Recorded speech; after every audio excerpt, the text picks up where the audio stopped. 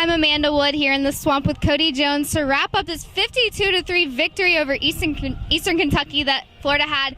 Florida really set the tone on defense early, even without Naran Ball and Keanu Neal through the second half. How are they able to keep them to just 3 points? Yeah, I think the defense did play really well today. We saw some of those guys get in at linebacker, some of the younger guys, Alex Anzalone and Daniel McMillan, guys that have been here for a couple years now, haven't had as much playing time, got in there and were able to do some things. But the defensive line was really what kind of set this thing off from the very beginning. Got to the quarterback, made some plays there, and frankly, I think Eastern Kentucky was just kind of outmanned from the beginning, and the defense was able to play off that and have a really good day.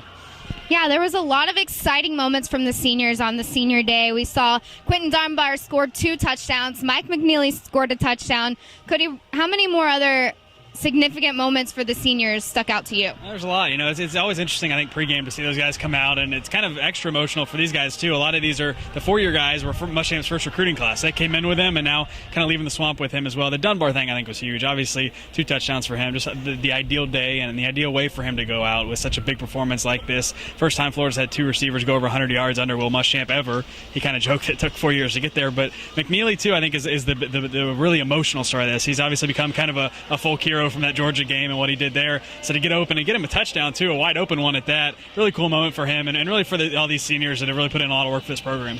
Yeah, and Coach Will Muschamp, obviously his last game coaching in the Swamp, in the press conference, he was not emotional at all. He was actually smiling, laughing, joking. Cody, how do you think he handled today? I think about as well as you can. We've been saying this for a couple of weeks now. I mean, the next hurdle is always the one he seems to handle the best, and that was maybe the most loose Will Muschamp we've seen in a press conference since he got here. So certainly an interesting way to handle this, but there's no doubt this is emotional for him. Even if he didn't show it, just leaving this field for the final time as head coach here, knowing that, I think it's got to be hard for him and for his family and really for everybody. So it's kind of a unique situation here for sure, but I think he's handled it really well.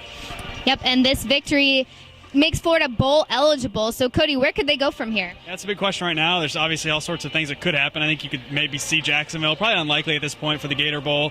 You look at the Belk Bowl in Charlotte. Alex McAllister's from that area. Said he'd love to go there. He'd love to go back and play in front of his family.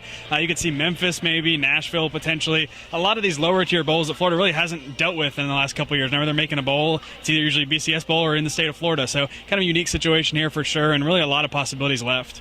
Well, before they get to that bowl game, they're going to have to take on FSU next week, and we'll have you covered for everything right here on FightinGators.com, so keep it locked. For Cody Jones, I'm Amanda Wood.